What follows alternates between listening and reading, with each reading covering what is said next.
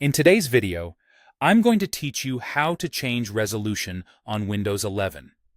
Changing your display resolution can make a big difference in how sharp your screen looks and how much content fits on it.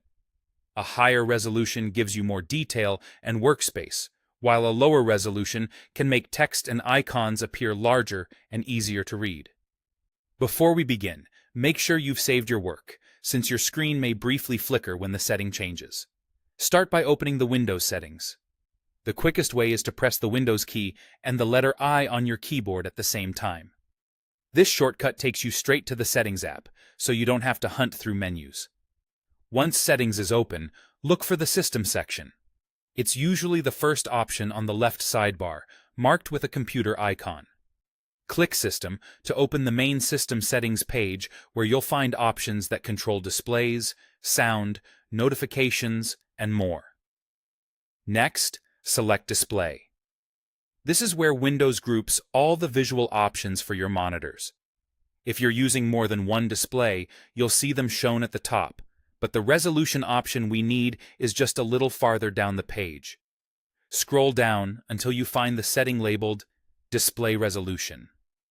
This is the menu that lists the resolution supported by your current screen. You'll notice numbers like 1920 by 1080, 2560 by 1440, or 1366 by 768.